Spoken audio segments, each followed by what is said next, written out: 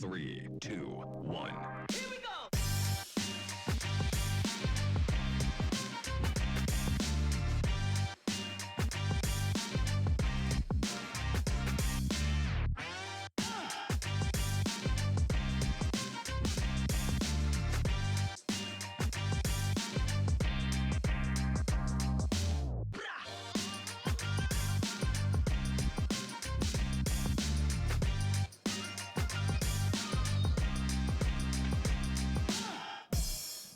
Mesdames, Messieurs, bonjour, bonjour Frédéric Denré, toujours au poste pour vous servir. Quatrième débat de cette journée du premier salon cyclo de La Roche-sur-Foron, 23e du nom.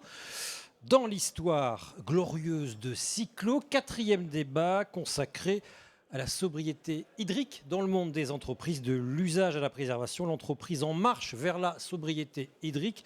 Et oui, parce que le manque d'eau réel ou supposé, derrière, ça fait du chiffre d'affaires en moins.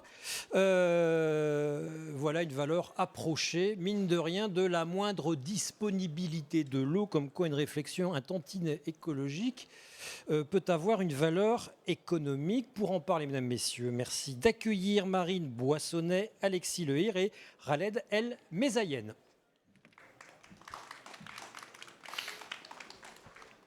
Marie Boissonnet, vous êtes conseillère développement durable à la Chambre de commerce et d'industrie de la Yaute, la Haute-Savoie. Alexis Lehir, vous êtes conseiller environnement à la Chambre des métiers Aura, Auvergne, Rhône-Alpes. Khaled Al-Mezayen, vous êtes cofondateur de la société Innovaya. Merci d'être là. Bon, on va peut-être commencer par vous, monsieur Al-Mezayen. Alors, en fait, vous avez chacun une taille d'entreprise, on va dire, différente. On va commencer par la taille la plus importante, celle dont vous vous occupez. Les entreprises qui, corrigez-moi si je me trompe, consomment plus de 100 000 mètres cubes d'eau par an, c'est ça? Prélève. Prenez le micro. Bonjour, je suis Khaled Al-Mezayen. Voilà, nous, on travaille surtout avec les entreprises qui consomment entre 10 000 et 100 000 mètres cubes par an d'eau. Nous avons également des entreprises qui vont consommer entre 5 et 10 000 mètres cubes. Ils sont moins demandeurs, mais ils ont ce besoin. Mes partenaires aujourd'hui vont pouvoir mieux en parler que moi. Mais effectivement, notre cœur de cible, c'est entre 10 000 et 100 000 mètres cubes par an. C'est des entreprises de quelle taille? Combien d'employés en général? Ce sont des PME ou ETI qui ont entre une cinquantaine et 200 collaborateurs. Partout en France, dont vous vous occupez? On travaille beaucoup en Auvergne-Rhône-Alpes, mais aussi en Occitanie et en Bretagne, Normandie, région parisienne. Voilà. Autrement dit, quasiment toute la France métropolitaine. Madame Boissonnet, vous, c'est la taille un peu en dessous. C'est quoi? C'est 2000 mètres cubes d'eau. Bonjour. On est en dessous de 10 000. On est en dessous de 2000 mètres cubes d'eau d'économie. Donc, on peut avoir des entreprises à partir de 500 mètres cubes d'eau jusqu'à beaucoup plus, 10 000. Oui, on peut aller dedans. Donc, c'est des entreprises de quelle taille? On va avoir de toute taille. Ça peut être de 2-3 salariés. Et après, en fonction aussi de la nature de l'entreprise, on peut monter facilement à 200 salariés, voire plus. D'accord. Et vous, monsieur Lehir, c'est les artisans? Et oui, nous, c'est les artisans, donc beaucoup de TPE, mais parfois des entreprises qui ont grandi aussi. Et donc, on peut se retrouver avec des entreprises de 50 et plus salariés et qui peuvent consommer aussi des volumes importants. On peut avoir l'exemple d'une scierie, simplement 5 personnes, mais quand même 40 000 mètres cubes de consommation annuelle. Donc, on a une grande diversité d'entreprises et de consommation à traiter. Et quand on a préparé, j'allais dire cette émission, cette table ronde, vous me citiez le cas des coiffeurs, grosse consommation d'eau. Oui, alors ça peut paraître surprenant, mais des TPE, dans les TPE, même les plus petits comme les coiffeurs, finalement, peuvent avoir leur rôle à jouer de par leur nombre, puisque voilà, un salarié d'une entreprise de coiffure consomme à peu près 55 mètres cubes par an. Ah, quand même. Donc, si on fait le calcul rapidement de coin de table sur l'Auvergne-Rhône-Alpes, ça pourrait faire une économie de 200 000 mètres cubes si on attrapait tout le monde pour réduire de 15-20% la consommation. Donc, il y a un vrai enjeu aussi à aller chercher ces entreprises qui ne sont pas forcément demandeuses de services très très pointus comme propose Innovaya, mais qu'il faut quand même aller chercher parce que chacun peut contribuer à la sobriété hydrique. Vous dites un coiffeur, 45 mètres cubes 55. 55 mètres C'est- cubes. C'est la consommation d'un particulier, à peu près en moyenne en France. Juste pour laver les cheveux. Hein.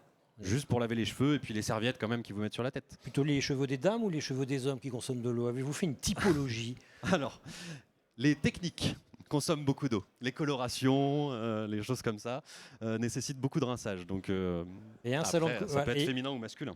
il y a 8000 salons de coiffure en région Aura, c'est ça, c'est ce que vous me disiez. Il y a 8000 salons de coiffure à peu près. Donc ça fait beaucoup. Ça fait beaucoup de personnes à embarquer dans la sobriété hydrique. On ne peut pas aller les voir une par une. Donc, on doit développer des outils pour essayer d'emporter collectivement et de proposer des pistes pour faire des économies d'eau. On va voir ça bientôt. Je pose la question à vous trois. Parler de sobriété hydrique dans le monde de l'entreprise, c'est une affaire récente. C'est venu de vous ou c'est venu d'eux? Donc ça fait deux questions. Monsieur Almezayen. Alors, il y a plusieurs aspects. La sobriété hydrique, elle est vue sous différents angles. Elle est vue sous l'angle de la restriction. Les restrictions qu'on a eues en 2022 et en 2023 ont fait accélérer la prise de conscience du sujet de la sobriété. Les restrictions, c'est-à-dire des arrêtés préfectoraux ont coupé le robinet à des entreprises, c'est ça? Exactement, Très concrètement. c'est des demandes de réduction de consommation, de mise en place de plans de sobriété hydrique qui sont devenus obligatoires pour toute entreprise qui prélève plus de 9000 m3, je crois, par an. Et donc c'est venu aussi un petit peu par la réglementation. Il y a certaines entreprises, par exemple le groupe Pierre Fabre qu'on accompagne depuis 2020 maintenant, À Castres. à Castres, mais ils sont aussi à côté de Montpellier avec leur site d'Avesnes. Ils ont plusieurs sites industriels qui consomment alors c'est un grand groupe, mais ils ont des ateliers qui consomment entre 10 et 100 000 m3 par an. Donc vous voyez, ça peut être aussi des grands groupes. On parlait de grands groupes, mais on parle de sites dans ces grands groupes qui ont entre 200 et 300 salariés sur le site. Ils ont eu une prise de conscience avant ces restrictions et c'est venu vraiment d'une volonté du PDG actuel, Éric Ducournau, qui lui a vu le réchauffement climatique parce que c'est une société internationale qui travaille à l'international. Monsieur Ducournau voyageait énormément, a vu ce qui se passait à l'étranger, a vu les dégâts du stress hydrique et donc automatiquement lui a dit on n'est pas à l'abri, il faut qu'on mette en place des choses. Et dès 2020, ils ont pris la décision d'aller réduire drastiquement la consommation d'eau de leur site, avec une ambition à 2030 de réduire de 50% la consommation de tout leur site. Ce qui ne leur a pas empêché d'être soumis, je crois, à un arrêt de quelques jours en 2022. C'était sur le site de Castres, me semble-t-il. Alors, l'arrêt de Castres en 2022 a été un arrêt technique. C'était D'accord, pas ok. du tout Donc j'ai un tout arrêt. confondu. Ça n'avait rien à voir avec la sécheresse. Non, c'était pas avec la sécheresse, mais effectivement, au vu de ce prisme-là, à la vue de ce prisme-là, pour eux, ils ont fait une évaluation des risques avec leur directeur financier. Une semaine d'arrêté sécheresse pour l'un de leurs sites, le site de Soual notamment, c'était pratiquement 10 millions d'euros de perte d'exploitation. Donc les calculs sont vite faits quand on voit le prisme, effectivement, non pas du prix de l'eau, mais le prix de son indisponibilité. Le prix de son absence, c'est 10 millions d'euros pour une semaine. Exactement. Et chez vous, c'est une notion que vous utilisez, monsieur, madame? Pas beaucoup encore, mais on a quelques chefs d'entreprise qui ont déjà, même en TPE, une vision à long terme. Et on a l'exemple d'un glacier en Savoie qui a vraiment pris ça en compte, le potentiel d'un arrêt d'activité, et qui du coup s'est engagé dans un projet de recyclage de l'eau, enfin de réutilisation de l'eau et de récupération de chaleur, qui a un temps de retour relativement long quand même par rapport à ce que peuvent attendre parfois les chefs d'entreprise. Là, on était à plus de 20 ans. Mais il est déjà très convaincu d'un point de vue moral, disons. Et en plus, il a pris en compte ce risque de perte de production. Pourquoi le prendre en compte quand on est une TPE, qu'on est sous, je crois que c'est 7000 m3 le seuil, soumis, on est branché sur l'eau potable, et a priori, l'eau potable, ce sera le dernier truc que fermera le préfet. Donc pourquoi s'en préoccuper ? En effet, mais je pense que cet entrepreneur voit encore éventuellement plus loin et il est arrivé en France qu'il y ait des coupures d'eau dans certaines zones. C'est arrivé. Il y a des entreprises artisanales qui étaient avec les particuliers, qui ont dû être coupées. Il y a eu de la distribution d'eau embouteillée dans pas mal de communes en France. C'est des choses qu'on... 3500 en 2022, je crois. C'est bien possible que le chiffre soit aussi élevé. Et voilà, à titre personnel, ça m'a étonné quand j'ai appris ça. Je pensais que c'était des choses qu'on ne voyait que dans des pays beaucoup plus tropicaux. Ici, il y a eu, foi de journaliste, un avant et un après 2022, y compris et surtout dans les rédactions parisiennes, où on a découvert, j'ai mon rond de serviette assez dans l'air, la rédaction en chef a découvert vraiment le problème de l'indisponibilité de l'eau à l'occasion de la sécheresse en 2022. Voilà, comme quoi. Et c'est resté. Voilà, le sujet est devenu un sujet depuis lors. Madame Boissonnet, c'est difficile de convaincre les gens, les entreprises. Parce que l'eau, je me fais l'avocat du diable encore une fois, donc là on a vu pour les TPE, mais l'eau finalement elle ne coûte pas grand-chose en France. Donc pourquoi s'emmerder à faire des économies ? Alors, on va dire qu'il y a 2 types d'entreprises. J'ai eu des entreprises que je suis allée voir où ils m'ont dit justement l'eau, ça représente quand même une grosse part de nos factures. Quelles Donc, entreprises ? Pour le coup, là, c'était un hôtel. Pour le coup, un hôtel, l'eau, il y a une grosse consommation avec les clients. Et c'est justement ce qui l'a fait réagir. Il a dit effectivement, chaque année, je paye quand même beaucoup pour l'eau. Et ça m'embête un petit peu, j'aimerais bien pouvoir payer moins. Et il se dit, si en plus, dans le futur, le prix de l'eau va augmenter et que je trouve que je paye déjà beaucoup aujourd'hui, après, je vais trouver que je paye encore plus que maintenant. Donc il s'est dit, il faut peut-être falloir que je commence à faire quelque chose pour justement pouvoir diminuer mes factures. C'est une entreprise rare par son engagement ou sa réflexion ou alors au contraire, non, voilà, toutes les entreprises toquent à votre porte, à la CCI, pour dire non, moi je vais faire des économies. Alors pour le coup, on va pas vraiment dire qu'on toque à notre porte. Les premières qu'on a réussi à avoir, c'est justement les plus engagées. Les plus engagées, c'est-à-dire ? C'est-à-dire celles qui veulent faire quelque chose, qui ont envie de bouger, de réduire leurs factures, Pourquoi ? de Parce faire quelque chose. consomment déjà beaucoup d'eau ? Il y en a, c'est qu'elles consomment beaucoup d'eau, mais on a aussi eu qui consomment moins d'eau. Par rapport aux grosses entreprises, on n'a pas forcément eu les plus grosses, on a quand même eu des petites, mais qui se disent j'ai quelque chose à faire, j'ai pas forcément encore travaillé sur ce volet-là, j'aimerais bien le faire. La dernière que je suis allée voir, c'est ça, elle a dit je sais pas par quel bout le prendre. Je pense que c'est un sujet qu'on peut avoir, mais je sais pas par où commencer. Je sais que je consomme de l'eau. Je le vois quand je paye mes factures. Je ne sais pas déjà si je consomme beaucoup d'eau ou pas par rapport aux autres. Besoin de comparaison ? Je ne sais pas du tout où je me situe. Je ne sais pas du tout actuellement, par exemple, est-ce que je peux réduire mes consommations sur un poste ou pas. Et donc vraiment, c'était voir un peu où est-ce qu'ils en sont.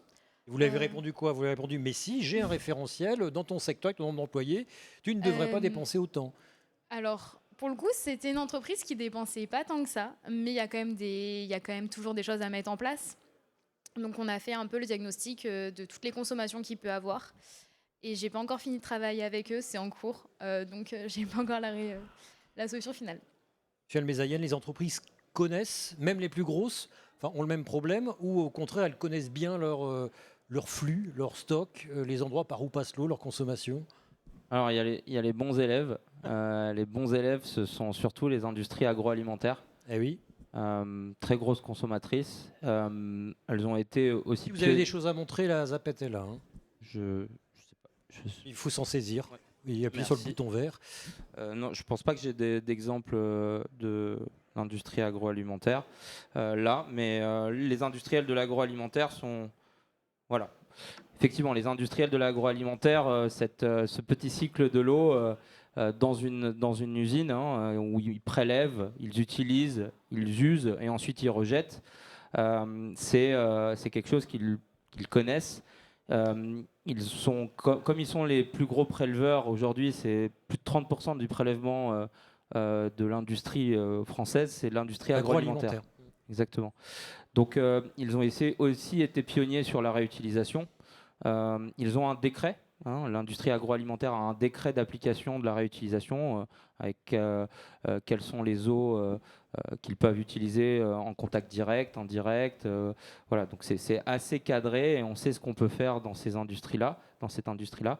Et donc oui, ils ont mis en place très, très tôt la partie télérelève qui permet in fine de voir où va l'eau dans leur process et ainsi pouvoir réutiliser au maximum et éviter tout gaspillage. Et après, il y a les plus mauvais élèves. Il y a Dans quel secteur, par exemple? Dans les secteurs comme la chimie, les secteurs du textile, enfin voilà, ce sont des eaux. Les autres, on va dire les autres industries. Aujourd'hui, on le voit très bien, dans 90% des cas, ils savent ce qui rentre, ils savent ce qui sort, mais où va l'eau exactement Ils savent pas. Ça ils paraît savent pas. surprenant quand même. Non, et c'est pour ça qu'il y a maintenant dans les plans de sobriété hydrique une obligation de faire de la relève de compteurs et de faire une cartographie des flux dans son usine pour savoir exactement où va l'eau. Ça date de quand, ça? Ça date de 2022, si je ne dis pas de bêtises, c'est aussi, ça fait partie du plan eau global. De toute façon, c'est simple. Si vous voulez faire un régime, il vous faut un pèse-personne. Donc, si vous n'avez pas, votre pèse-personne qui est aujourd'hui dans l'eau, la télé-relève qui permet de voir où est-ce que va l'eau, c'est très compliqué. Et rien que de mettre la télé-relève, je vous le dis, ça permet de faire entre 10 et 15% d'économie parce qu'on se rend compte de là où va l'eau. Et un petit peu l'effet kiss cool de la télé-relève, c'est qu'on peut détecter des fuites.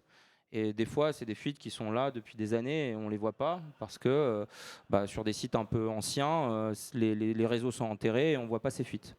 Voilà. Donc, mettre la première télé-relève, opération, télé-relève, c'est ce que vous conseillez? Pour nous, en tout cas, c'est si on veut faire de la réutilisation ou on veut faire de la sobriété hydrique, en tout cas, il faut mettre en place de la télé-relève. Pourquoi ? Parce que ça permet de voir où vont les flux, à quel moment on va utiliser l'eau et à quel moment on va la rejeter.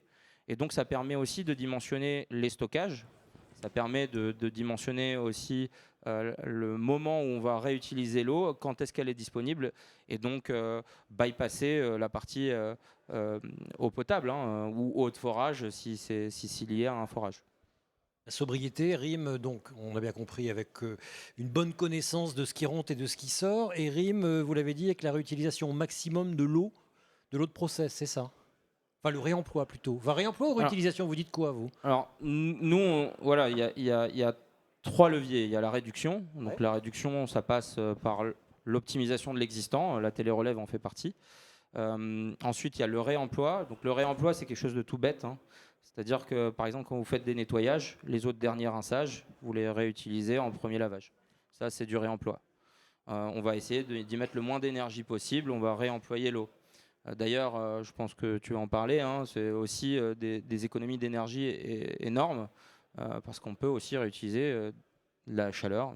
Oui, typiquement chez un brasseur, La chaleur fatale. Si on récupère les eaux de refroidissement, par exemple du brassin d'avant, donc la cycle de production précédent, pour le cycle suivant, on se retrouve avec une eau qui est déjà chaude, et comme il y a une étape d'ébullition, ça permet et de réutiliser l'eau et d'économiser de l'énergie en réemployant l'eau telle qu'elle, sans traitement. Mais ça, on le fait vraiment, l'utilisation de la chaleur dite fatale.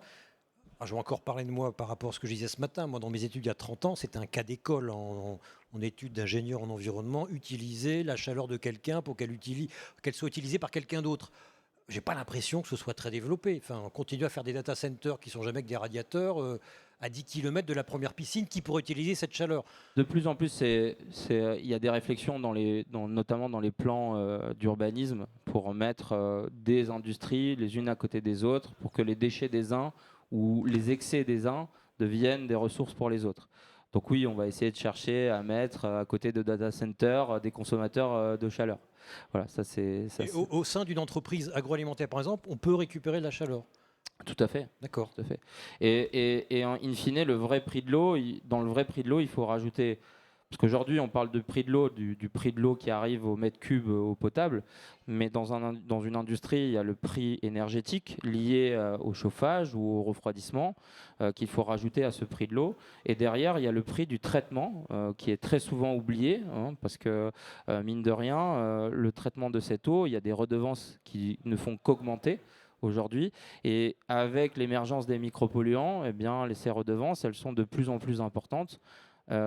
Pour les industriels. Donc le fait d'avoir cette démarche de réduction, réemploi et réutilisation, c'est un petit peu la suite logique de je ne rejette plus. Si je ne rejette plus, je n'ai plus de redevance et je ne m'expose pas à un risque de rejet de choses que je ne maîtrise pas. Mais en fonction d'un secteur, à partir de quel volume d'eau qu'on utilise, il devient rentable économiquement d'utiliser la chaleur fatale, de mettre en place tous les systèmes que vous préconisez. Je me doute bien que pour une toute petite entreprise, à quoi bon dépenser des 1000 et des cents pour réutiliser une eau qui de toute façon coûte pas si cher? On parlait des coiffeurs tout à l'heure, Ouais. mais les coiffeurs, mine de rien, ils sont quand même assez visés par leur rejet et ça devient problématique. Et ça, potentiellement, ça peut mettre en péril des activités s'il n'y a pas une gestion des rejets. Vraiment, monsieur Le Hir? Pourquoi réutiliser l'eau pour des TPE? Le coût, même s'il n'est pas cher, peut représenter une dépense importante. Et parfois les investissements à mettre en face, notamment quand c'est soutenu aujourd'hui par les agences de l'eau financièrement, permet vraiment de faire descendre les temps de retour sur investissement et donc de créer la décision, enfin vraiment générer du passage à l'acte sur des projets de taille artisanale. Il y a de l'engagement aussi, je pense, humain. À titre personnel, je suis assez surpris par la réception du sujet quand on contacte les entreprises, puisqu'on a très peu pour l'instant de demandes entrantes. On y travaille, se faire connaître, informer les entreprises sur le fait qu'il y a du soutien. Mais c'est un sujet qui est plutôt consensuel finalement. Plus peut-être que l'énergie, les déchets, où il y a plein de solutions. Par exemple, la voiture électrique, un grand débat, il y a plein de gens qui sont d'accord, pas d'accord. Économiser l'eau, j'ai l'impression que c'est quand même plutôt consensuel et que les chefs d'entreprise, parfois, ils vont aussi plus pour l'aspect citoyen. Et des fois, ça va au-delà de la réflexion purement économique. Dans la réflexion quand même économique, il y a le coût de l'eau chaude. C'est ce que j'entends. Oui. C'est-à-dire, l'eau, vous pouvez très bien en avoir rien à faire, mais quand même, le fait de la chauffer, ça va vous coûter cher. Donc faites des économies. Oui, c'est un argument sur lequel on appuie, hein, puisque nous on a calculé que le chauffage de l'eau c'est au moins 10 euros pour chauffer un mètre cube d'eau aujourd'hui. Donc il faut l'ajouter aux 4 euros à la base de l'eau froide. C'est quelque chose qu'on appuie pour montrer aux chefs d'entreprise finalement que l'économie va être bien plus importante que juste sur la facture d'eau. Et chez les coiffeurs, ça se voit bien, hein, c'est qu'on a constaté dans des salons de coiffure moins 30% de consommation, et en parallèle, consommation d'eau. Et en parallèle, moins 15% sur la facture d'énergie, puisque la plupart de l'eau est chaude. Vous aviez un film à nous montrer, je crois, non? Alors, ah oui, si on passe tout de suite dans les solutions, si vous voulez, il y a un petit film de la Marbrerie de Villa. Donc, une TPE passe à l'action. Je suis assistante de direction à la Marbrerie de Villa. C'est une entreprise familiale créée en 1961 par le grand-père d'Adrien de Villa. C'est une entreprise qui travaille la pierre naturelle de toutes les façons, dans le domaine funéraire, le domaine de la déco, cuisine, salle de bain, et aussi tout le domaine extérieur et tout ce qui appartient aux collectivités. Donc on a 2 cubes de 10 000 litres chacune qui permet d'avoir un réservoir d'eau beaucoup plus élevé. On a une pompe qui va être installée avec une citerne vessie et un contacteur manométrique. Donc on collecte les boues dans les rigoles qui sont ici. Elles arrivent dans la première cuve qui est la cuve de décantation. Ensuite l'eau saine passe dans celle-ci pour arriver dans la cuve à eau saine. Et elle est ensuite réinjectée dans l'atelier pour pouvoir être réutilisée pour les machines. D'économiser l'eau essentiellement et après aussi pouvoir pallier au moment de sécheresse, pouvoir utiliser l'eau recyclée à ces moments-là. C'est Adrien de Villa qui a pris la décision de mettre en place un projet pour recycler l'eau. Ça lui tenait à cœur depuis longtemps. Il est dans l'objectif d'avoir un côté plus éthique pour l'entreprise de manière générale et ça commençait par déjà ce recyclage d'eau qui est une grosse consommation chez nous. L'accompagnement s'est fait par prise de rendez-vous, on s'est rencontrés, on a échangé sur les différents projets, les différents devis déjà établis. On a pu mettre en place un projet de financement. On a été accompagné pour remplir tous les dossiers et ensuite par échange de mails on a pu déterminer la totalité du projet. Suite à cet accompagnement, on a pu obtenir une subvention d'environ 15 000 € sur 22 000 € du projet total. L'accompagnement s'est très bien passé. On a été satisfaits des informations qu'on nous a apportées. C'était vraiment parfait. Je souhaite le recommander à tous ceux qui en ont besoin. Donc votre accompagnement était financier, on a bien compris, vous avez trouvé des subventions, un accompagnement technique. Oui, alors donc vous voyez là on est loin de l'industrie, hein, une TPE, 5 personnes, un chef d'entreprise plutôt engagé, mais qui n'était pas passé à l'action encore, mais qui savait déjà quoi faire. Donc nous on a vraiment deux différents profils d'entreprise. Il y a des chefs d'entreprise qui sont déjà assez calés sur leurs besoins techniques, et là on vient surtout les accompagner pour essayer d'estimer le travail aussi sur les autres postes de consommation, estimer l'économie totale et monter les dossiers de subvention. Mais des fois oui on doit intervenir aussi pour les aider à prendre une décision technique plus éclairée, typiquement sur un dimensionnement de cuve d'eau de pluie par exemple. La dame a dit, j'ai oublié son nom, pardonnez-moi, 15 000 euros de subvention sur 25 000 euros d'investissement, c'est ça? Oui. 15 000 euros, c'est beaucoup. Qui viennent d'où, ces subventions? Les subventions viennent de l'agence de l'eau, hein. Ce n'est pas la CMA qui débourse cet argent, ce sont les agences de l'eau. Ça manquait dans le film, il n'y a même pas le logo de l'agence de l'eau. Autant pour... Il n'y avait pas le logo. Et ben voilà, vous avez bien fait de venir. Mais à coup pas, on va refaire la vidéo. Et les 10 000 euros ensuite qui restent, c'est de l'auto-investissement, de l'autofinancement. Tout à fait. D'accord. La carotte des subventions fonctionne, Madame Boissonnet?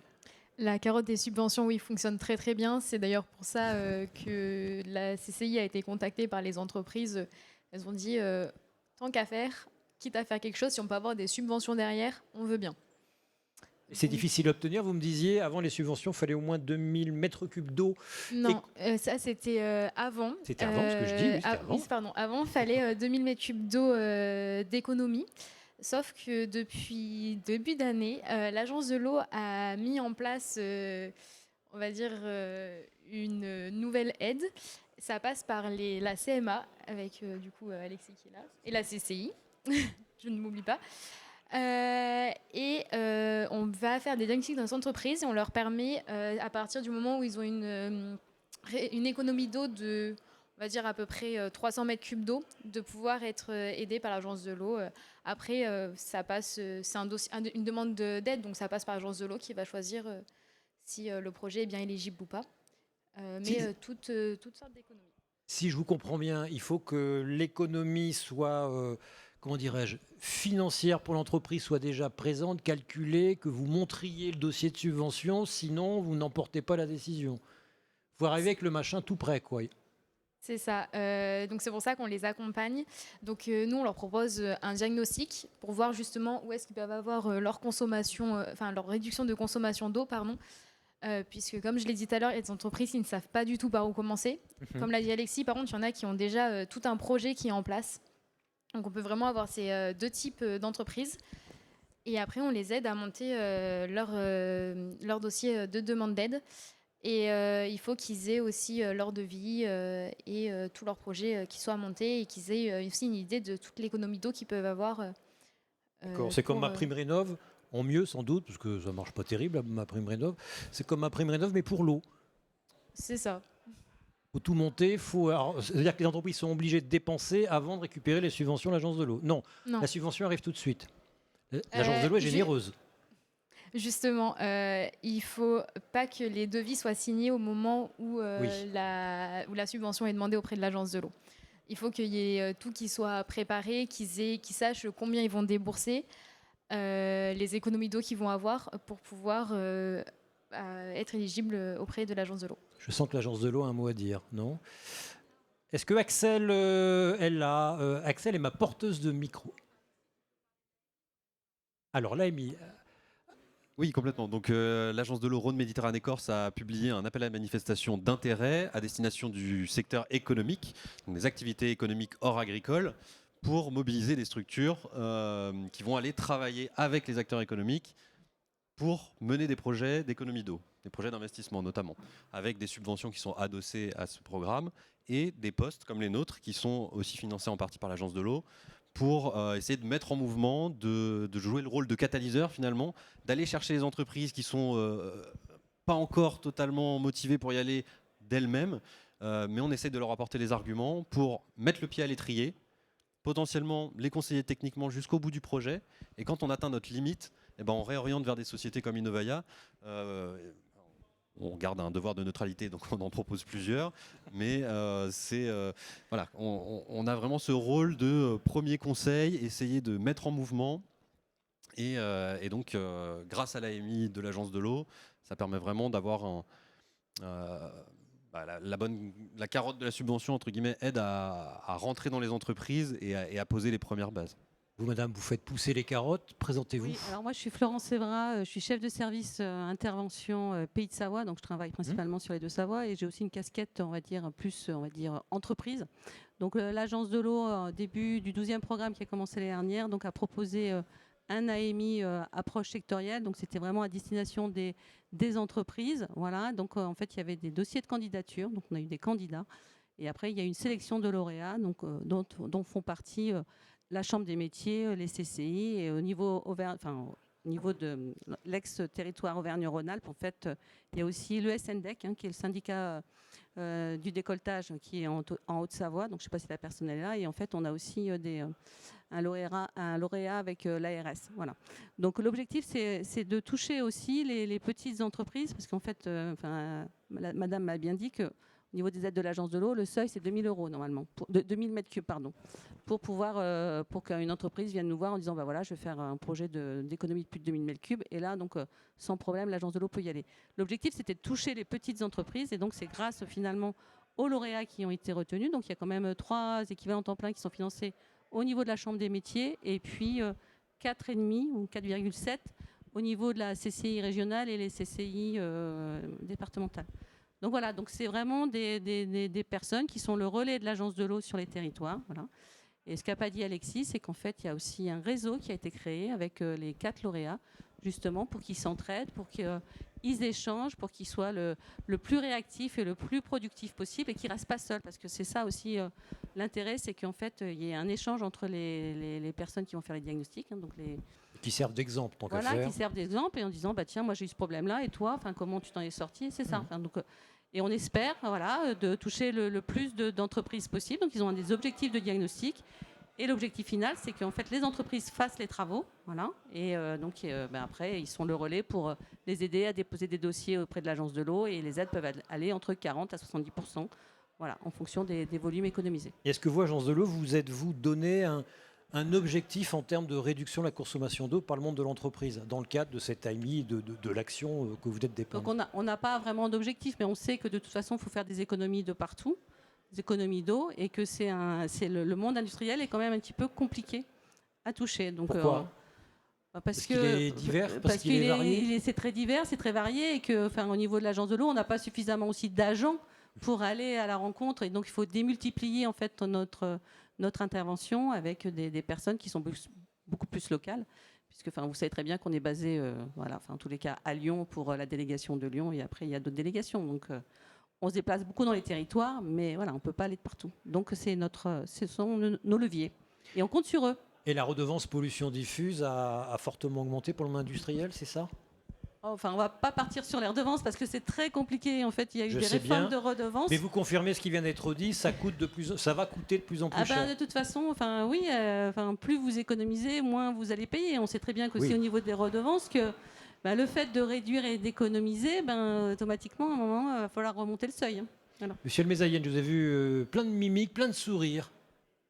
Ah non, nous on réoriente aussi nos clients vers les agences de l'eau à partir du moment. Alors, c'est une très bonne nouvelle maintenant que les seuils sont plus bas, mais nous on réoriente systématiquement nos clients lorsqu'ils font plus de 2000 m3 d'économie vers les agences de l'eau pour qu'ils puissent déposer suite aux études de faisabilité qu'on leur propose, parce que nous on n'est pas nous on propose plusieurs solutions techniques et ensuite ce sont nos clients en fonction de leurs objectifs qui choisissent ce qu'ils veulent faire. En général, nos études, elles sont plutôt bien accueillies par les agences de l'eau parce qu'elles sont assez exhaustives et ça permet déjà d'avoir une idée de ce qui va être dépensé et ce qui peut être dépensé. Nous, on est aussi intégrateur, c'est-à-dire qu'on ne vend pas une technologie X ou Y, on ne va pas vendre un évapoconcentrateur, par exemple. Pourquoi pas ? Parce qu'en fait, on a aussi ce devoir d'aller chercher le moins d'énergie possible et on sait notre positionnement chez Innovaya. C'est-à-dire qu'on va aller chercher la meilleure solution, la moins énergivore et la plus la plus adaptée à la problématique de nos clients. Ça peut être de la filtration membranaire, ça peut être du traitement biologique, ça peut être différentes technologies qui vont être mises en place. Mais pour ce faire, il faut faire des pré-études au départ qui en général sont pris en charge par les industriels et qu'ils payent eux-mêmes. Et ça leur permet ensuite d'aller avec ces rapports-là, dire ok, bah, c'est ce type de solution. Et c'est parfois pas du tout les nôtres, et tant mieux pour nos clients qui vont être installés chez eux. Voilà, ça c'est un petit peu notre rôle. Mais oui, l'agence de l'eau a besoin de relais et on essaye d'envoyer nos clients aussi vers les agences de l'eau parce qu'il y a une vraie aide, c'est précieux, c'est parfois hyper porteur et ça pousse ça pousse les industriels à faire le pas. Si je reprends l'exemple de Pierre Fabre, c'était l'agence de l'eau à Dourgaronne, mais c'était quand même 2,5 millions d'aide sur 6 millions de dépenses globales. C'est pas anodin et donc forcément ça pousse, ça aide énormément à la prise de décision pour nos clients. Et je suis d'accord que c'est au-delà de ça, c'est une carotte. Et maintenant, cette carotte, elle est hyper intéressante parce qu'elle est valable que si c'est pas sous contrainte. C'est-à-dire que si vous êtes sous contrainte, en arrêté ou autre, vous n'avez pas accès à des subventions. Et ce qui est Je comprends pas. Par exemple, si vous voulez faire de la modernisation d'une installation parce que vous avez des rejets non conformes, vous n'avez pas d'aide. Donc ça pousse les industriels à réfléchir en avance de phase avant que le problème arrive. Et aujourd'hui, avec l'émergence des micropolluants, les PFAS, etc., c'est quelque chose qui travaille énormément les industriels. Vous avez vu là dans le film là, sur la marbrerie, ça vous inspire quelque chose? Vous auriez fait autrement? Non, c'est très bien. Très bien. Oui. C'est un bon exemple de rebouclage, comme vous dites? C'est un bon exemple de rebouclage, c'est des eaux techniques qui sont réutilisées, voilà, c'est très très bien fait. Le rebouclage tel que vous l'avez défini tout à l'heure, c'est un peu toujours la même chose, c'est des solutions qui sont déjà standardisées ou de toute façon, il n'y a pas de solution sur l'étagère, c'est à chaque entreprise, il y aura une technique, une façon de mettre en place ce rebouclage différente, pardon. Dans chaque industrie, il y a des spécificités, il y a des problématiques spécifiques, il y a des familles de pollution qu'on peut traiter avec des choses assez standards, mais très souvent, il faut analyser finement le process des industriels pour comprendre ce qu'ils vont rejeter. Si on veut faire de la réutilisation et pas avoir des phénomènes d'accumulation, il faut faire des bilans massiques, c'est-à-dire, vous connaissez Lavoisier, rien ne se perd, tout se transforme. Eh bien, il faut regarder qu'est-ce qui va être injecté dans les process, ce que l'on va retrouver dans les eaux usées, pour éviter d'avoir ensuite, dans les eaux qu'on va réutiliser, des phénomènes d'accumulation. Je prends l'exemple souvent des chlorures, qu'on peut retrouver, qu'on ne regarde pas très souvent dans les rejets. Les chlorures, si vous ne les traitez pas, à un moment donné, vous rebouclez, au bout d'un moment, vous obtenez de l'eau de mer. Et donc, ça peut poser des problèmes sur le matériel, mais également sur la qualité des produits quand on utilise ces eaux-là. Donc, ce sont des choses qu'on regarde et qu'on accompagne justement les industriels dans cette démarche. Ce n'est pas toujours facile et il y a des choses qui sont standards. Il y a des choses qui sont moins standards et on va identifier et on va essayer d'isoler ce qui n'est pas standard pour le traiter spécifiquement. Et la technique, les équipements que vous utilisez évoluent. On va de plus en plus loin, de plus en plus fin dans le rebouclage, dans la réutilisation, le réemploi. Oui, on va de plus en plus loin parce qu'aujourd'hui, il y a aussi toute cette partie automatisme, télérelève, intelligence artificielle qui permet également d'optimiser les rebouclages. C'est de plus en plus prégnant. Et par exemple, sur des osmoseurs, on arrive maintenant à dépasser les 95-96% de rendement, ce qui, il y a encore de rendement 5 ans énergétique, de rendement de recirculation. D'accord. D'eau, alors qu'avant, dépasser les 80%, c'était, il y a encore 5 ans, c'était de l'ordre du miracle presque. Et ça coûte en énergie un osmoseur? Est-ce que ce qu'on gagne d'un côté sur l'eau, on ne le perd pas de l'autre sur et l'investissement et peut-être créer un nouveau réseau et la facture d'énergie? L'intérêt de faire des études technico-économiques pour montrer la viabilité économique de la solution, c'est ça aussi qui est important. Monsieur Le Hir. Oui, c'était pour revenir sur la standardisation des Et allez-y, solutions. revenez. En fait, c'est aussi un des rôles qu'ont les chambres consulaires, c'est de synthétiser la connaissance sur ces sujets-là, notamment sur les PME, TPE, PME, où c'est pas forcément facilement accessible pour les chefs d'entreprise. Les industriels qui sont en concurrence les uns avec les autres, en général, gardent bien leurs secrets.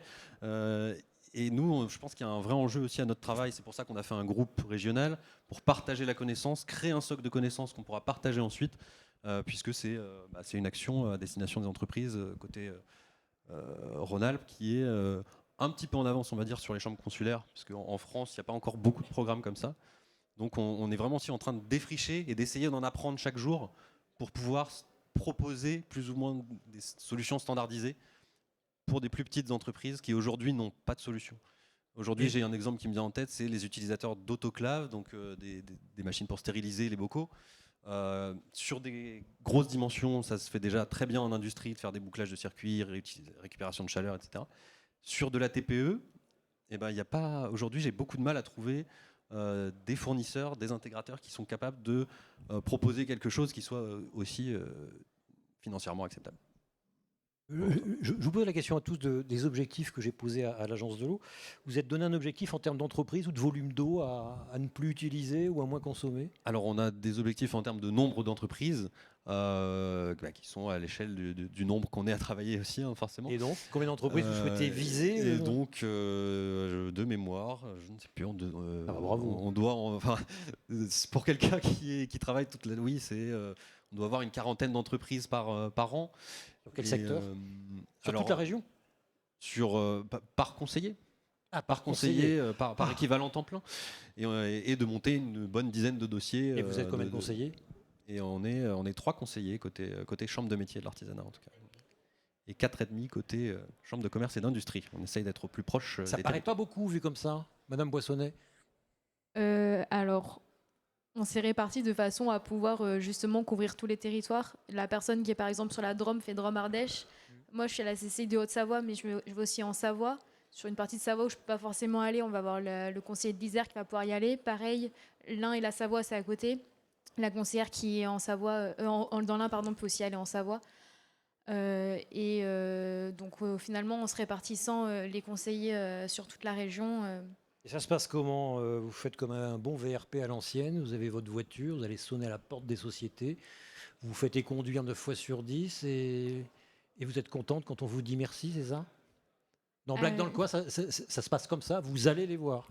Alors, la CMA a commencé avant nous, donc je pense que c'est plutôt eux ce qu'ils ont fait. Avec Alexis, depuis le début de l'année, on va voir les collectivités et on leur propose de faire un courrier en collaboration CMA-CCI collectivité pour pouvoir indiquer aux plus gros consommateurs du territoire qui peuvent avoir un accompagnement justement sur le sujet de l'eau et éventuellement par la suite obtenir des aides de l'agence de l'eau. Et c'est d'ailleurs pour ça que la CCI, on a été contacté, c'est suite à ce courrier-là. D'accord. Pour l'instant, on n'a pas encore frappé aux portes. Je pense que ça ne va pas tarder puisqu'on n'a plus forcément de demandes entrantes. Et après, c'est à voir quels sont les gros consommateurs. Donc vous allez voir les collectivités pour leur demander de faire un courrier à adresser aux entreprises.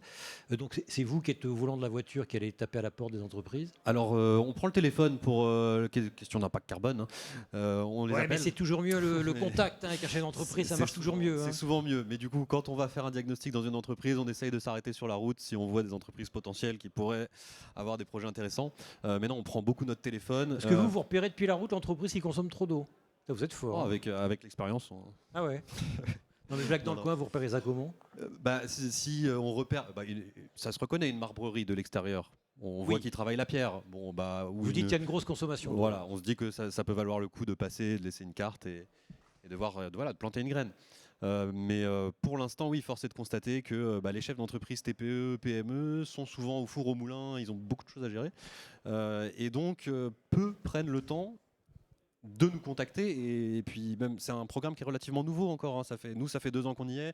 La chambre de commerce et d'industrie vient d'arriver début 2026, donc il y a encore un enjeu à se faire connaître et au fait que les entreprises identifient qu'elles peuvent avoir ce soutien qui est sans reste à charge d'ailleurs pour elles. Donc aujourd'hui ça passe beaucoup par le téléphone et la prospection. Est-ce que vous organisez, comme aujourd'hui, des événements, des workshops, des ateliers où vous montrez tout le bonheur qu'il y aurait en tant que chef d'entreprise à économiser de l'eau? Oui. Oui, on en organise. Alors, on va plutôt en ligne, du coup, via des webinaires qui marchent mieux en termes de Vous voulez présence. pas de contact humain, vous? Alors, on veut bien, mais ce sont les chefs d'entreprise qui ne sont pas qui ont toujours... autre chose à faire. Voilà, faire déplacer un chef d'entreprise, alors surtout dans nos pays de Savoie, parfois, les vallées peuvent être longues à parcourir. Voilà, faire déplacer un chef d'entreprise pour 1 heure sur le sujet de la sobriété hydrique à la CMA, en général, ça marche pas hyper bien. On a essayé, mais aujourd'hui, on préfère plutôt se greffer à des événements externes par d'autres partenaires, comme ici ou d'autres événements à destination des entreprises. Mais malheureusement, l'individuel fonctionne quand même mieux, selon moi. Et le côté exemplaire dont on parlait tout à l'heure, une entreprise, je vous pose la question à vous, monsieur Almezayen, est-ce que les entreprises se challengent elles-mêmes sur l'économie d'eau qu'elles réalisent? Est-ce que c'est devenu quelque chose de valoriser au sein de l'entreprise, de faire une économie? Oui, c'est sûr. Hein, je peux prendre l'exemple de Carré Blanc, par exemple. Carré Blanc, je ne connais pas. Carré Blanc, le linge de maison, Ah bah oui. Roanne. Eux n'ont pas d'atelier de production, mais ils ont mis en place tout un programme avec leurs sous-traitants et ils financent les études de leurs sous-traitants pour réduire leur consommation d'eau. Donc ça devient un argument marketing très fort. Hein, Pourquoi ils le font? Parce qu'ils ont envie de le faire, parce qu'ils sont obligés de le faire? Non, ils le font parce qu'ils ont envie. Voilà, c'est quelque chose qui, pour eux, est important. C'est une matière première, c'est une ressource, c'est une boîte qui est ancrée dans le territoire et aujourd'hui et qui a cette ambition d'impact social et environnemental fort. Ils savent que l'industrie textile est une industrie polluante et ils veulent, à l'instar de ce qui s'est fait sur le CO2, de ce qui s'est fait sur la traçabilité des matières, de le faire aussi sur l'eau parce qu'ils se rendent compte que sans eau, ils n'ont plus de matières premières. Donc il faut aussi que eux, ils font partie de Refashion, qui est le syndicat qui s'attaque au sujet de la pollution et du recyclage du textile. Et eux, ils sont pionniers sur ce sujet, donc ils poussent les industriels du textile à prendre en considération aussi leur consommation d'eau et leur rejet. C'est des gens qui ne doivent pas aimer Shine, ça. Hein? Non, effectivement. J'avais vu une évaluation de la consommation d'eau, c'était pharaonique, mais je ne me souviens plus. Peu importe. En ce qui vous concerne, vous démarchez aussi ou finalement le sujet est devenu tellement un sujet et tellement presque une obligation pour le monde de l'entreprise qu'en fait, votre boulot il est là et on vient vous voir et vous n'avez pas grand-chose à faire? Alors, non, on est présent sur des événements, on nous appelle, on a développé une expertise sur les petits et moyens volumes qui est assez... C'est quoi un petit moyen volume? On va dire jusqu'à une vingtaine de mètres cubeurs, donc entre 1 et 20 mètres cubeurs, voilà, c'est quelque chose qu'on a vraiment développé sur les différents traitements et des technologies assez poussées. On a effectivement beaucoup de demandes entrantes. On essaye de plus en plus d'aller chercher des projets. Alors les projets entre 5 et 10 000 mètres cubes aujourd'hui sont des projets hyper intéressants. Voilà, nous on a fait l'entreprise.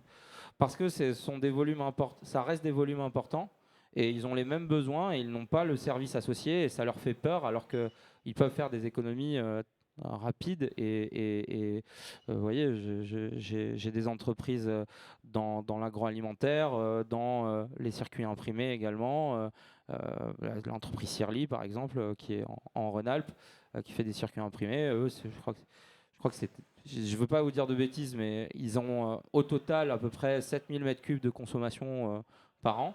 Et ils ont dans leur flux 2000 m3 qui sont hyper problématiques et qu'ils ont voulu reboucler complètement. Et ça les a poussés à aller vers du zéro rejet. Ils ne veulent plus rejeter, donc ils veulent tout reboucler. Voilà. Il y a des démarches dans ce sens. Et nous, on veut aller chercher ces entreprises-là. Mine de rien, il y a un tissu de TPE, PME en Auvergne-Rhône-Alpes. Nous, on en a identifié à peu près 4000 qui consomment ces volumes-là. Et que vous démarchez? Et qu'on commence à démarcher, qu'on a commencé à démarcher depuis le début de l'année. D'accord.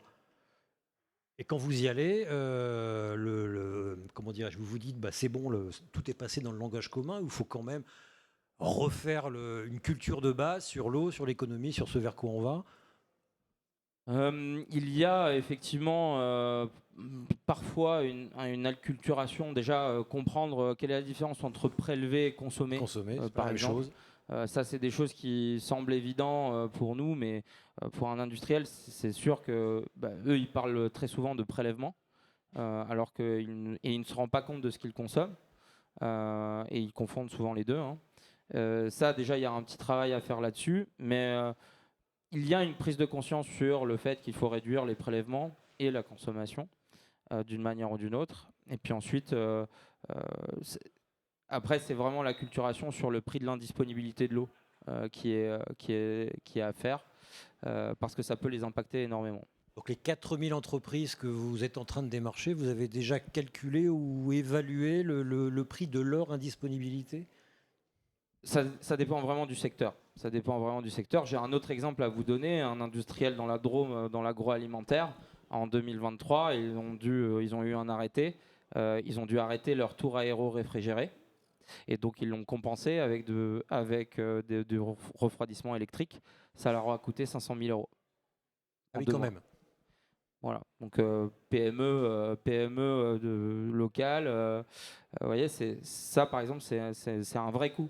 Vous leur avez conseillé de faire quoi pour éviter que ça recommence? Justement, là, c'est reboucler leurs eaux sur les tours aéro-réfrigérés. Ça, c'est tout à fait possible.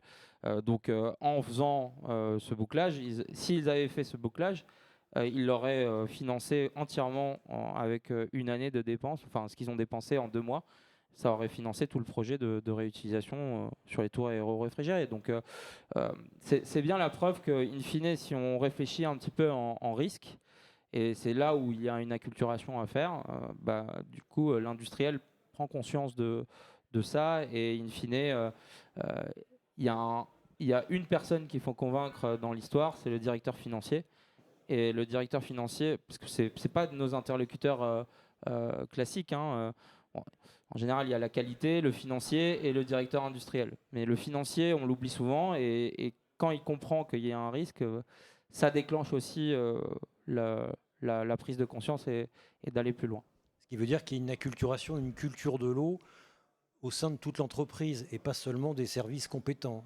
C'est pas possible. C'est un changement de paradigme, et donc il faut que toute l'entreprise prenne en considération que l'eau, c'est plus une utilité, il faut la penser comme une matière première qu'il faut préserver, et potentiellement il n'y a pas de disponibilité. Donc s'il n'y a pas de disponibilité, comment je pilote ma production sans cette matière première? C'est passionnant. Mesdames, messieurs, y a-t-il d'autres remarques? Pas des remarques. Alors, il faut attendre Axel. Parce que si Axel n'est pas là, on ne peut pas poser de questions. Donc, Axel, merci. On a beaucoup parlé de sobriété hydrique, et monsieur, vous avez parlé concernant la réduction de la pollution. Bien sûr que l'Agence de l'eau finance des projets de réduction de pollution auprès des entreprises, des industriels, à partir du moment où en fait, ils arrivent à quantifier la quantité de pollution qu'ils vont éliminer. Voilà, je voulais préciser ça. On ne va pas que sur la sobriété, on va aussi sur la qualité, puisqu'en fait, on travaille pour le bon état des milieux aquatiques. Voilà. Monsieur Almezayen, justement pour mieux connaître, vous avez cité l'IA, tout le monde cite l'IA. Qu'est-ce qu'elle apporte, l'IA, pour vous? En fait, nous, l'IA, on s'y intéresse depuis longtemps. On est d'ailleurs lauréat de France 2030 sur un programme de détection précoce des micropolluants qui s'appelle Fanon. On a été lauréat en 2023, Innove, donc avant l'émergence de toutes ces LLM. Concrètement, une IA, c'est des algorithmes mathématiques, hein. Donc, nous, on connaît bien ce sujet. Aujourd'hui, on a beaucoup de données, beaucoup de data, grâce justement aux obligations également de monitoring des industriels. Et donc, nous, on travaille beaucoup sur les corrélations de pollution, d'émergence de pollution. On a travaillé sur... au départ, on avait travaillé sur les dérivés de pesticides, le métolachlore, pour ceux qui connaissent. Et on avait réussi à faire des corrélations directes avec la présence ou absence de turbidité, de température de l'eau, et on arrivait à détecter quasiment en temps réel la présence de métolachlore. Et donc on a fait aussi ce travail sur les PFAS et les molécules PFAS, sur lesquelles aujourd'hui on a de très bons résultats sur présence-absence de familles non discriminées de PFAS. Donc voilà, la partie data et la partie comprendre, avoir conscience de ce qu'on rejette, savoir ce qu'on rejette en temps réel, et avoir cette maîtrise-là, c'est quelque chose qui est devenu possible aujourd'hui avec tout ce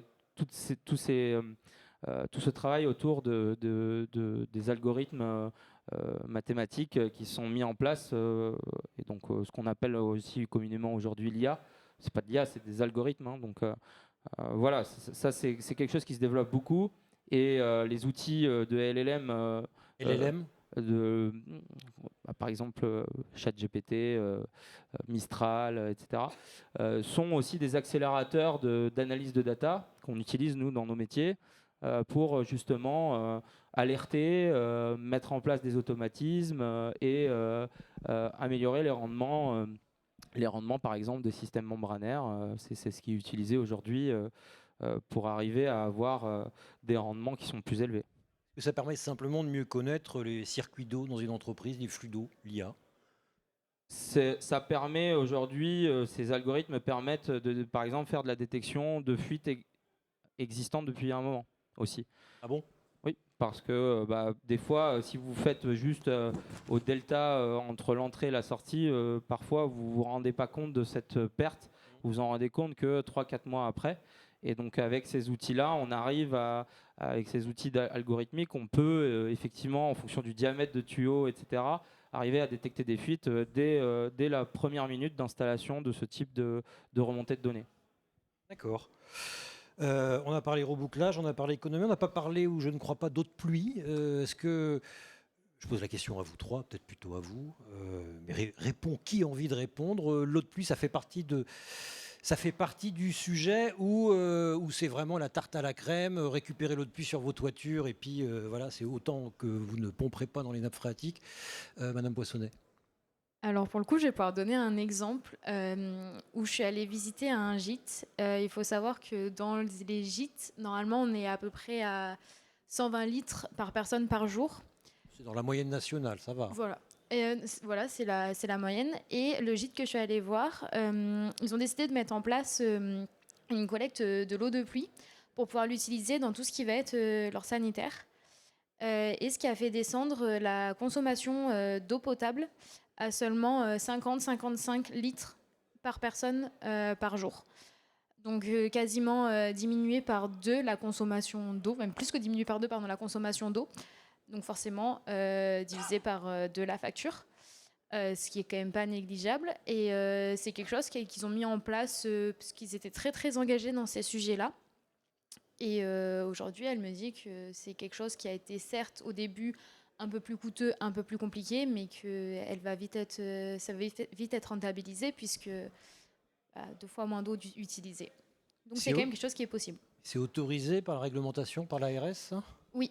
À partir du moment où il y a un pré-traitement avant, l'eau de pluie peut être utilisée pour tout ce qui va être lavage du linge ou alors tout ce qui va être les sanitaires.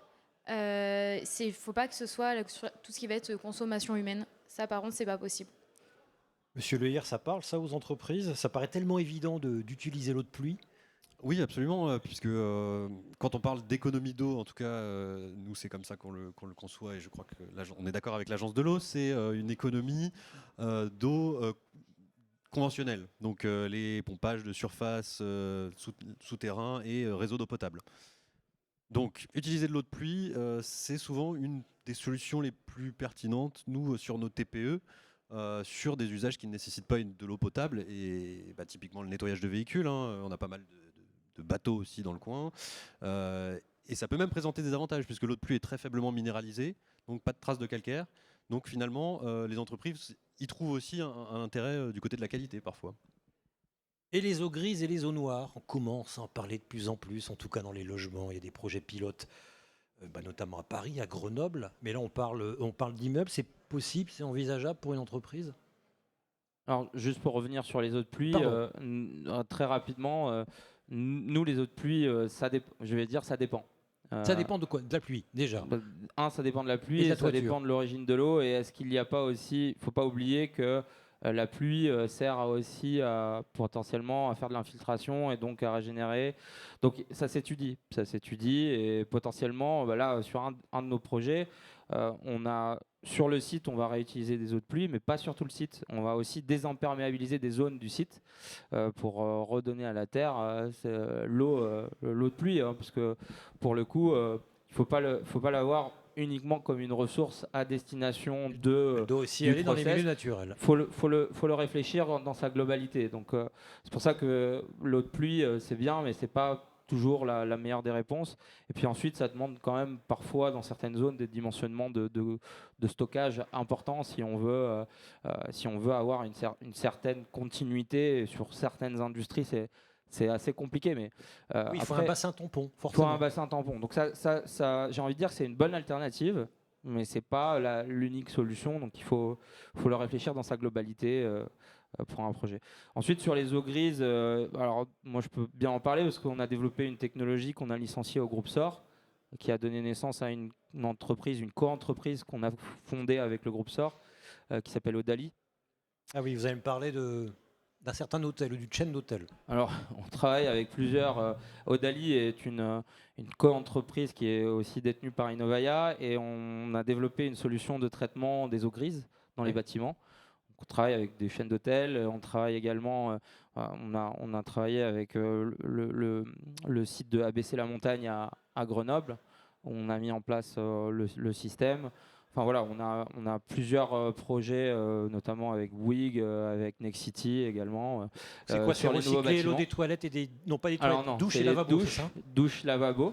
Et en expérimentation au chalet du Parc de la Tête d'Or à Lyon, on va aussi utiliser, on a eu l'autorisation de l'ARS, récupérer les eaux des cuisines.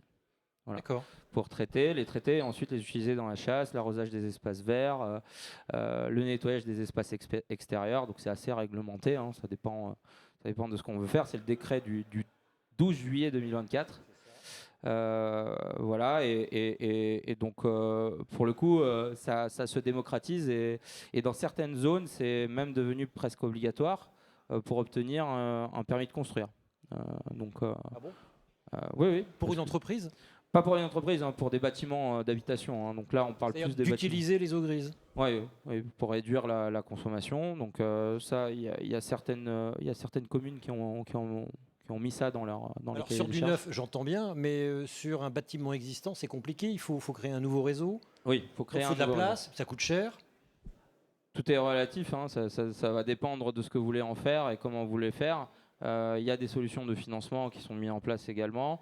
On négocie aussi avec les agences de l'eau pour voir s'il y a des possibilités de financement et de cofinancement. On l'a vu avec ABC La Montagne notamment. Donc voilà, c'est des choses qui sont en cours, qui fonctionnent bien. On est un petit peu mauvais élève en France parce qu'il y a des pays qui sont déjà assez poussés hein, sur ces sujets-là. Mais ça vient, le cocorico français, c'est qu'on est arrivé à vraiment normaliser et réglementer qu'est-ce qu'on peut faire, comment on peut le faire et le sécuriser au maximum. Donc ça, c'est très bien et on est suivi à l'échelle européenne sur ce sujet-là. Oui, l'exemple qu'on donne toujours, c'est la capitale de la Namibie, Windhoek, 90% de réutilisation de toutes les eaux qui traînent. Est-ce qu'on peut imaginer une entreprise qui n'utiliserait pas d'eau, qui la recyclerait, enfin qui utiliserait tellement peu d'eau que ça se verrait à peine, autrement dit, qui recyclerait tellement, qui utiliserait tellement d'eau de pluie que sa facture, elle serait quasiment invisible? On a des projets sans rejet liquide, hein, ça c'est sûr, mais vous avez toujours des pertes sur de l'évaporation, dans les boues, etc. Donc avoir on va dire, de l'eau en plus C'est possible si vous n'avez pas des très grosses consommations et que vous êtes dans une zone où il pleut beaucoup, ouais, pourquoi pas. Techniquement, ça pourrait le faire. C'est possible. Vous disiez tout à l'heure, simplement en mettant de la télé-relève, on peut économiser 10, 15, 20%. En moyenne, une entreprise peut économiser combien? Puis si vraiment elle fait un effort, on peut arriver à un idéal qui est à quel pourcentage, monsieur Le Hir? On a un exemple d'un garage pour dire que voilà, on peut vraiment drastiquement réduire en combinant par exemple la récupération d'eau de pluie avec un système de traitement des eaux de lavage de voiture. En fait, il y a un rendement dans ce système de traitement des eaux de lavage qui est autour de 80% en tout cas du point de vue des fournisseurs. En réel, c'est sûrement un petit peu moins, mais si l'appoint finalement d'eau manquante est réalisé avec de l'eau de pluie, eh ben, le prélèvement d'eau potable devient quasiment nul, sauf pour les toilettes et les quelques usages domestiques. C'est vrai que c'est un bon exemple, ça, les stations de lavage de voitures, enfin en tout cas, on ne citera pas d'enseigne, mais les plus connues recyclent quasiment tout, si ma mémoire est bonne, consomment peu. Je n'ai pas une vision si exhaustive du secteur, mais il y a une étude qui est en cours apparemment du côté de Mobiliance, donc le syndicat du secteur automobile. Il y a encore pas mal de portiques de lavage et plein de zones avec des lances qui ne sont pas équipées en recyclage de l'eau. C'est toujours moins que laver la voiture devant chez soi, quoi. C'est toujours moins. Le gros poste de consommation. Monsieur Almezayen. Non, sur les lavages de voitures, les rejets, attention aux hydrocarbures, etc. Le faire chez soi, vaut mieux le faire dans des stations qui récupèrent, qui ont des séparateurs, etc. Parce que le faire chez soi, on oublie souvent, mais ça peut entraîner certaines pollutions. Alors, je suis le malin, j'ai fait un papier dans Marianne là-dessus. J'avais été estomaqué par les chiffres du lavage à domicile avec le tuyau branché sur l'eau potable. Bon, enfin bref. Mais voilà, je suis un chef d'entreprise, j'ai une grosse entreprise d'agroalimentaire. Vous pouvez me promettre quelle économie si j'y mets du mien, si l'agence de l'eau me finance, si vous deux, vous me montez mon dossier de subvention. Quelle est l'économie qu'on peut atteindre relativement facilement en faisant un petit effort? Alors sur les eaux prélevées non consommées, oui. D'accord, ça c'est important, ça peut aller très haut, ça peut aller sur 70-80% de recyclage, sans trop de difficultés. Après, il faut faire attention au rejet, donc c'est pour ça qu'on pousse aussi à attention au concentrat et au bout qu'on génère. Donc ça s'étudie, mais on a fait des projets où on a eu ce type de réduction de consommation. Ouais. Oui, je suis assez d'accord. On peut vite monter, notamment quand, alors je parle pour l'artisanat, mais quand il y a un poste de consommation qui représente quasiment la totalité des consos, donc que ce soit par exemple en marbrerie, c'est un usage de l'eau. Dans une fabrication de glace, l'usage de l'eau, plus de 60%, c'est refroidissement des machines. Donc à partir du moment où on travaille sur ce poste de consommation-là et qu'on arrive à boucler, 60% de consommation directement en moins. Bref, c'est possible, relativement facile, c'est relativement peu coûteux, surtout grâce à l'agence de l'eau. Alors pourquoi on ne le fait pas plus et pourquoi on ne le fait pas depuis plus longtemps? Question très bête et très naïve, ça paraît si simple. Qu'est-ce qui bloque encore, Madame Boissonnet? Qu'est-ce qui vous disent les chefs d'entreprise? Déjà, il faut réussir à avoir les chefs d'entreprise et souvent, c'est une question de temps. C'est que ça. De temps à consacrer à s'intéresser au sujet. La plupart du temps, c'est que ces sujets-là ne sont pas forcément les sujets prioritaires. Actuellement, les entreprises ont quand même, économiquement, on entend tous parler, je pense, que ce n'est pas la période la plus facile. Et donc, ils préfèrent mettre en avant, faire du chiffre et ils laissent toute la partie environnement, donc l'eau, pour après. C'est quand même pas la priorité. En tout cas, c'est le retour que j'ai de toutes les entreprises que j'ai pu contacter. Monsieur le Mézaïen. Ça demande du temps, ça demande de l'application. Enfin, ce sont des projets où il faut. Enfin, la difficulté pour une PME ou une TPE, c'est qu'ils n'ont pas forcément de personnes dédiées. Si en face on n'a pas les bonnes personnes, enfin, les projets se font pas que avec des externes. Il faut qu'en interne ils se saisissent du sujet. On en parlait tout à l'heure. C'est une acculturation globale de l'entreprise. Il faut que la partie aussi opérateur soit formée. Parce que si vous faites de la réutilisation, il faut faire attention d'avoir des robinets spécifiques, des utilisations spécifiques. Donc, il faut impliquer beaucoup de monde dans l'entreprise. Ça demande du temps et donc c'est très souvent cette partie-là qui leur manque. C'est pas l'envie. Ça, pour le coup, tout le monde a envie d'y aller, mais ça demande du temps. Un projet moyen, aujourd'hui, sur des industriels qui consomment entre 10 et 100 000 mètres cubes, c'est 1 an et demi, 2 ans de travail. Ah bon Entre l'identification des réseaux, la mise en place du double réseau, la mise en place potentiellement d'une station d'épuration sur site, etc. C'est du travail. Et ça représente quelle enveloppe budgétaire en moyenne? Nous, notre panier moyen de projet, c'est autour de 300 000 euros. Bah, ça va. Mais c'est un panier moyen, quoi. D'accord. Mesdames, messieurs, Élodie, vous n'avez pas un truc à dire? Oh, bah voilà. Bah, pourtant, on a parlé d'eau pluviale, là. Bon. Le micro. Sinon, Axel n'est pas contente. Merci. Élodie Brelot, le grès. Élodie Brelot, du grès. On l'a peut-être pas dit, mais vous disiez ils ont d'autres priorités, c'est faire du chiffre, puis s'inquiètent plus de leur consommation d'énergie que d'eau, parce que le budget eau, aujourd'hui, c'est pas, enfin, sauf certains process de production qui consomment beaucoup d'eau potable, mais globalement, c'est pas un gros budget, enfin, c'est pas le plus gros budget. Oui, c'est vrai, on constate, enfin nous on l'a mesuré dans beaucoup d'entreprises artisanales, on avait déjà beaucoup de données sur l'énergie et on a fait le parallèle avec les consommations d'eau. C'est un facteur 10 en termes de poids par rapport au chiffre d'affaires de l'entreprise, la plupart du temps. Donc en effet, ça ne remonte pas au premier plan s'ils ne sont pas contraints par d'autres choses que peuvent être la réglementation, les arrêtés sécheresse ou des risques de coupure. S'ils ne sont pas contraints, globalement, ce n'est pas le sujet qui va remonter en premier. C'est pour ça qu'on est là et qu'on essaye de faire remonter ce sujet-là dans les entreprises en allant les appeler, en essayant de stimuler un peu cette réflexion et leur donner les premières heures, les premiers, le premier temps à consacrer pour défricher le sujet. Nous, on est là pour ça. Ouais, c'est comme irrigation. On s'intéresse sur le volume d'eau qu'on utilise dès lors qu'on voit la facture des pompes et de l'électricité qui a explosé depuis la guerre en Ukraine. On n'a jamais autant parlé d'irrigation depuis le début de la guerre en Ukraine. Madame Boissonnet? Non, c'est bon, il a dit ce que je voulais dire. Bon, bah d'accord, c'est parfait. Au final, ce dont... Oui, pardon, Élodie. Peut-être en complément, effectivement, Florence disait, c'est les risques en fait. Et ils sont acteurs d'un territoire avec des risques liés à la gestion de l'eau. Et donc, j'entendais que tu disais que tu travaillais en visio parce que tu n'arrivais pas à mobiliser les entreprises. Alors, nous, on va faire une tentative avec Loire-Bretagne, avec les CCI et CMA, de faire une rencontre eau. Alors, on a dit, on fait un petit déj. On ne va pas faire trop long. Hein. Et puis, on ne va pas parler que de sobriété. Moi, je voulais parler de pluvial. On ne va pas parler que de pluvial. Mais l'idée, c'est de dire on leur amène une culture de l'eau dans leur territoire et de ce qu'ils pourraient faire. Mais c'est clair que la motivation économique, elle est quand même au second plan, si ce n'est le risque de perte de production. Et sur le pluvial, merci d'avoir signalé qu'il fallait faire le tour. On était à Clermont l'autre jour, où il y a des petites entreprises qui essaient d'accompagner les entreprises sur leur parking pour végétaliser leur parking et du coup réinfiltrer les eaux pluviales et du coup avoir des bénéfices aussi en termes de cadre de vie des agents et image de l'entreprise.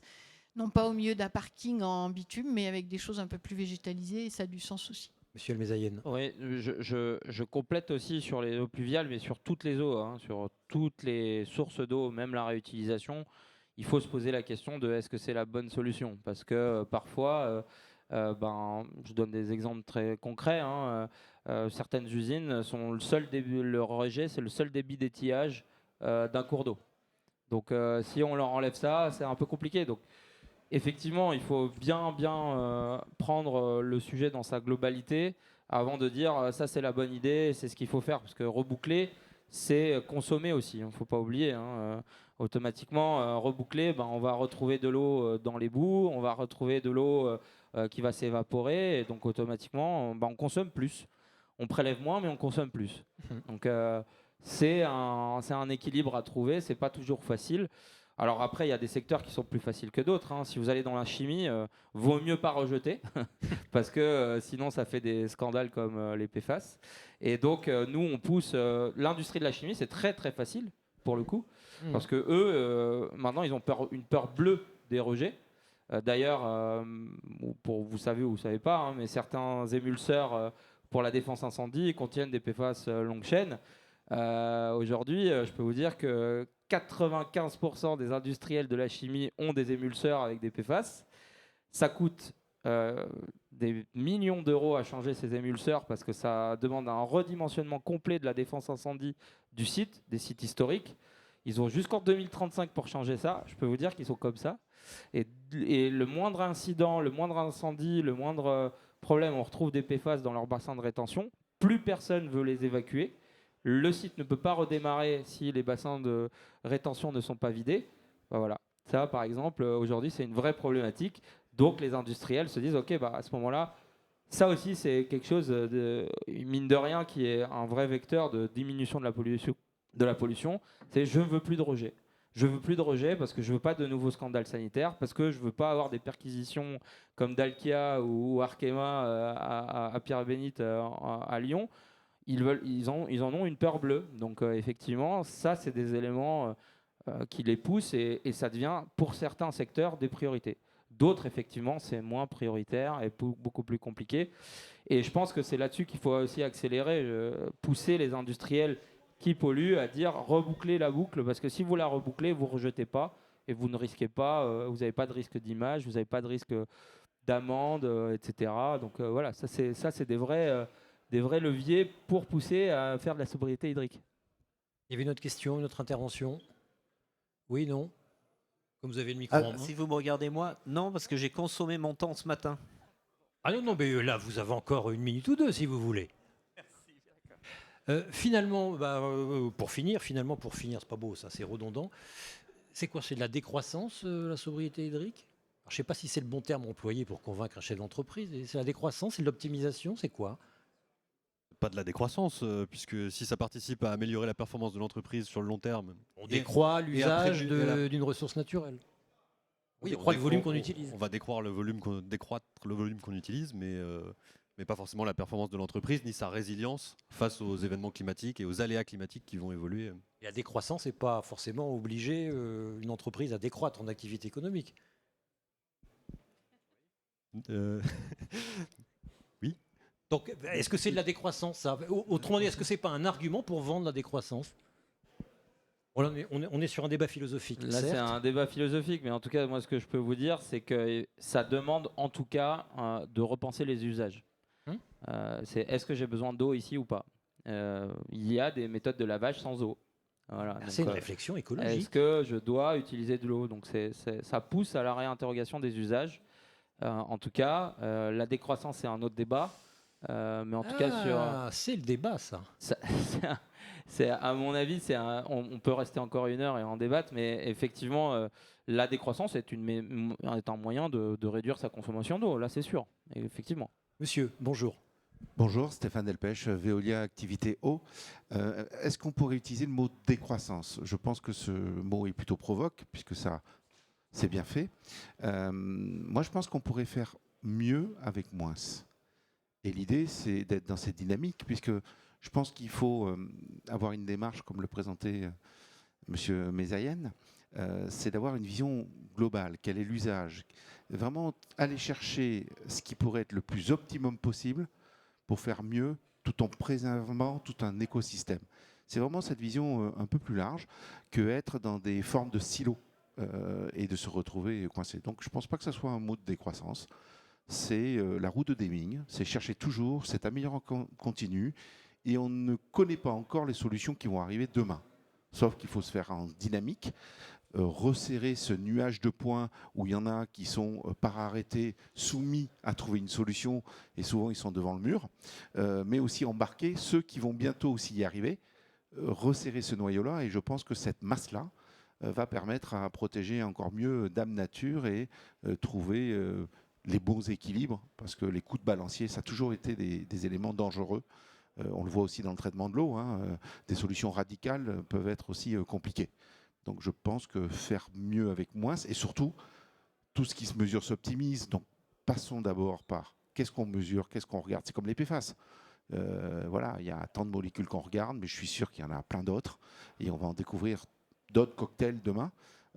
Et c'est quelque chose qu'il faut toujours monitorer, trouver des solutions et faire du work in progress. Et travailler tous ensemble avec les autorités, qui à mon avis ont une très bonne connaissance, une bonne data, et aussi l'industriel et en mettre en face, parce qu'il faut mettre aussi le directeur financier autour de la table, en disant voilà, quel est le coût-bénéfice et qu'est-ce qu'on peut faire. Mhm. On ne peut pas faire le meilleur, mais qu'est-ce qu'on pourrait faire qui serait profitable, bénéfique, c'est pas un gros mot, à tout le monde, aussi bien pour sa production, pour être toujours au niveau de prix et aussi le confort de l'activité des salariés, qui sont les acteurs de la valeur dans les industriels aussi, dans les industries. Ça, il faut faire très attention à ça. Et bien sûr, adresser son marché sur lequel on crée de la valeur et de l'économie. Merci pour cette De rien. défense et illustration de la sobriété et de la décroissance, mais d'une autre façon. Madame Boissonnet, je vous laisse conclure. C'est vous qui avez le moins parlé, donc je respecte les temps de parole. Nous vous donnons rendez-vous sur l'espace pédago. Et faites appel à nous trois, en tout cas, on sera ravis de pouvoir, pardon, je parle en même temps, de pouvoir vous Allez-y. aider. Pour le cocktail de fin de journée en Alors. espace restauration. Merci. Vous pouvez répéter. N'hésitez pas à faire appel à l'un de nous trois ou aller voir l'agence de l'eau si vous êtes un gros consommateur aussi. On sera ravis d'être le relais et on prendra vos demandes avec grand plaisir. Mais avant d'aller voir l'agence de l'eau, on est totalement ouvert à ce que vous veniez nous voir. On vous redirigera en cas de besoin. Et vous aimez tout le monde, vous êtes œcuménique. Voilà, tout le monde est bienvenu chez vous. Merci à tous, mesdames, messieurs, pour votre attention. Rendez-vous demain, même place, avec le même bonhomme. En l'occurrence, moi, je vais changer de veste. Je vous le promets, je change de veste. Non. Ah non, je ne suis pas Marine Tondelier. J'aurai une veste bleue, sans doute, pour 3 débats demain. Merci pour votre attention. À demain. 3, 2, 1.